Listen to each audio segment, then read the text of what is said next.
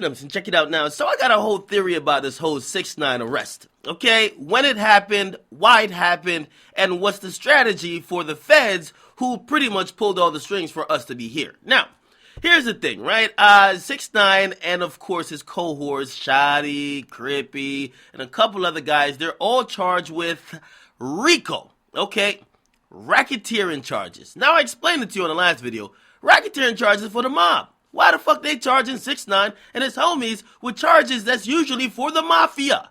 Now, here's my theory, and again, this is a theory, because after they got picked up, again, they cite that they've been having information or evidence since 2013, but if you look at the indictment, most of the big stuff they're talking about, only thing they had from 2013 was drugs, okay? At least that's wrapped up in this indictment. The only thing, everything else, which is the major shit, happened in the last year. It's very different from Bobby Shmurda's indictment. When he got indicted with GS9, they were indicting for some big shit that happened way before Bobby Shmurda got famous, even murders or shootouts or whatever, and they were just saying, because he got famous, we prolonged the investigation to see what more we could get. With 6ix9ine, it seems like the opposite. They ain't really had too much. But when 6ix9ine got famous and they thought he was claiming his gang and his gang was doing some crime, they got all the info they need to get within the last year. Now, let me put this all in perspective.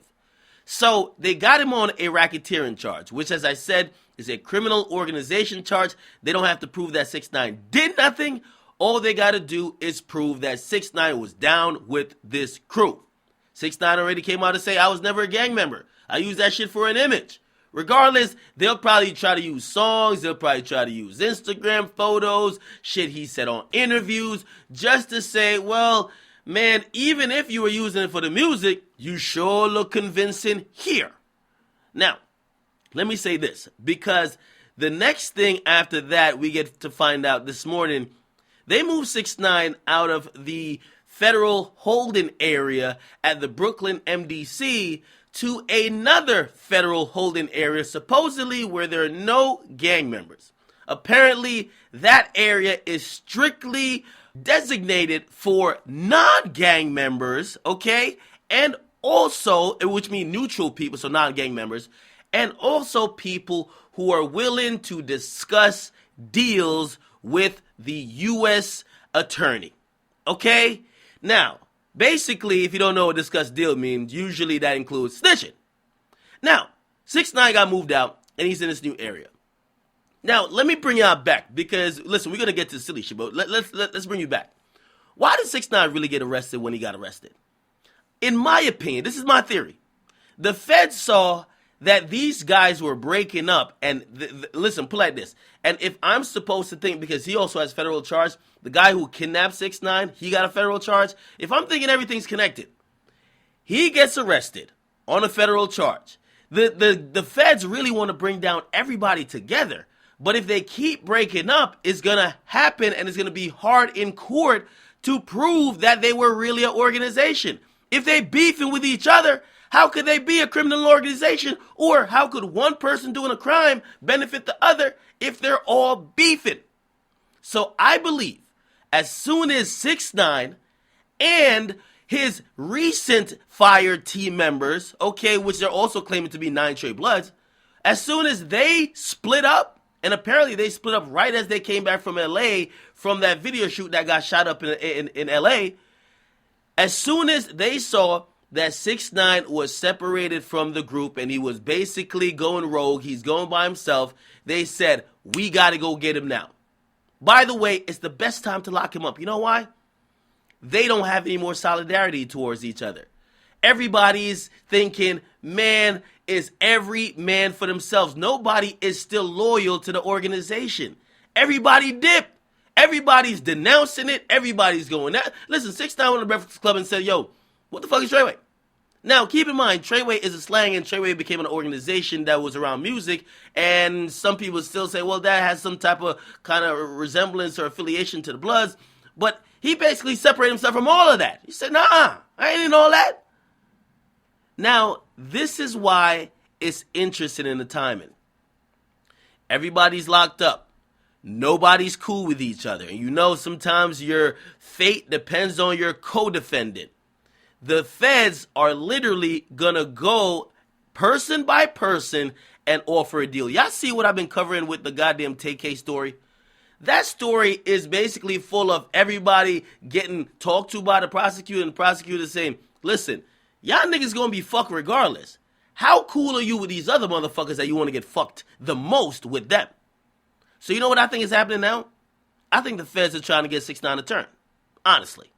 I think they're trying to bring him in and be like, yo, listen, you don't fuck with these niggas anyway. You're trying to tell us in court you was never part of this shit. Well, maybe you've seen some shit. What's up? We'll give you a little nice little deal, but you gotta snitch on everybody else. Now, it doesn't mean he's gonna do it, but it tells me that's the way they're approaching this. It's easy. It's not like these niggas are all cool where they have their lawyers talking to each other. No, I can imagine 6ix9ine's lawyers not talking to the other people's lawyer. So they're going to bring 6ix9ine. Then they're going to bring another person. Then they're going to bring another person. Then they're going to bring another person. Pretty much, it's a slam dunk for the feds. Because y'all came in beefing. Y'all don't like each other already. Why the fuck would you not cooperate to sink the other person and save yourself? Very interesting timing, I believe the feds saw all this happening and said, this is not even a layup, this is a fucking dunk. It's not a layup, it's a dunk. We don't have to bring him all in here and watch them try to act tough and be like, yo, nah, I gotta hold it down for my brother and we gotta play those games like, nah, your brother's snitching on you and maybe they turn. No, you bring each of them in, they don't like each other, especially 6ix9ine and the rest. So currently 6ix9ine is in this new facility. We're going to see what's going to happen. But I do believe the timing of all of this, I know they put out there like, yo, we did this to save his life. And I do believe that because perhaps their whole ploy this whole time was say 6ix9ine is the one that's either the weakest or number 2, the one with the most to lose, or number 3, the one who is now separated from the rest of them the most. Because he just fired them on the gram. Let's get him to talk. And when they hear people are trying to kill him, fuck that. Bring everybody in. We'll use him against them. Because honestly, all the incidents that they're really trying to put these niggas under the jail for happened in the last year. They don't have a bunch of stuff. And if we seen how the feds move, the feds could have waited another year for more shit to build up that everybody almost gets life. Everybody. But they didn't. They picked that time because 6ix9ine separated from the group.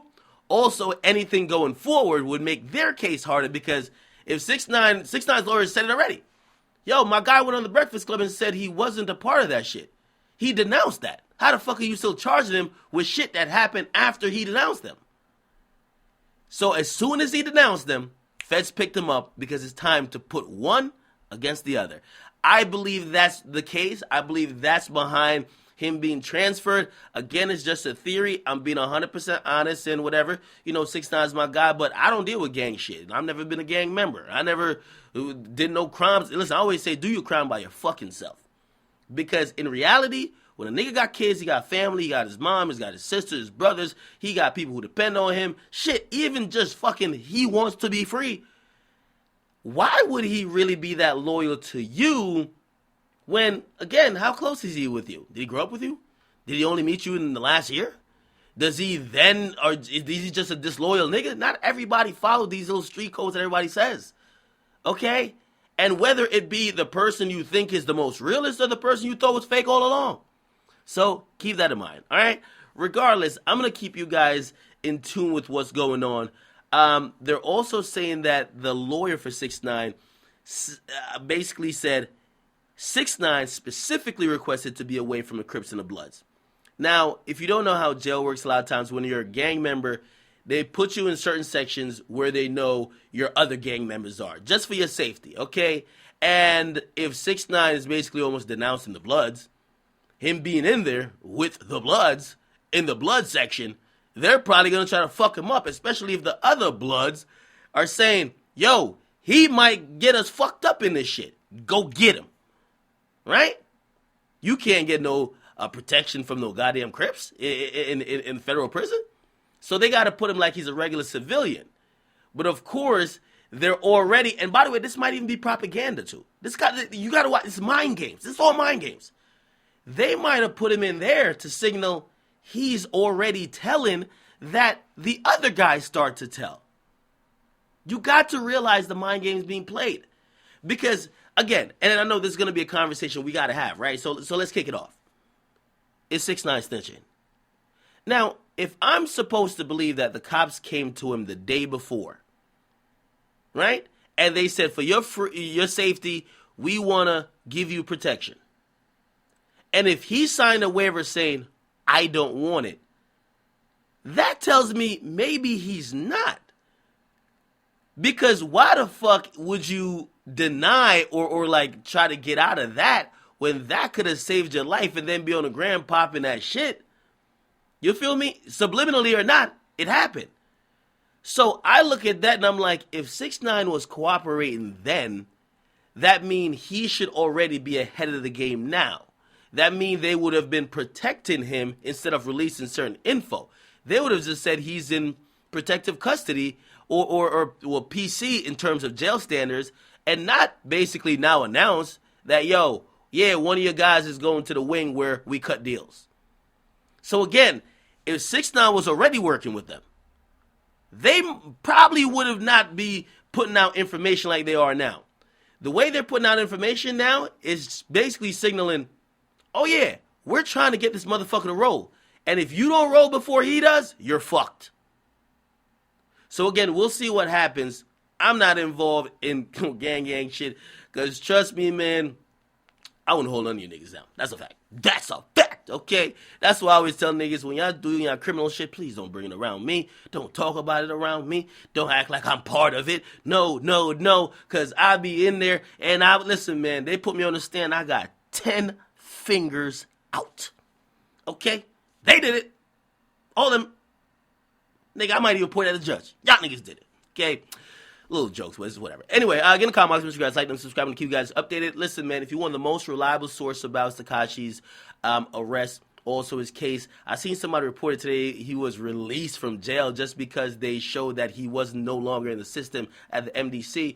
Please, you got to follow me. This is the only way you get the official exclusive information about everything going on with him, okay? And even while I say that, I do wish the best for him because, again, he's still my friend. And I still got to be objective while reporting, but I still hope the best for him, okay? Get in the comments, make sure you guys like and subscribe to Akademiks.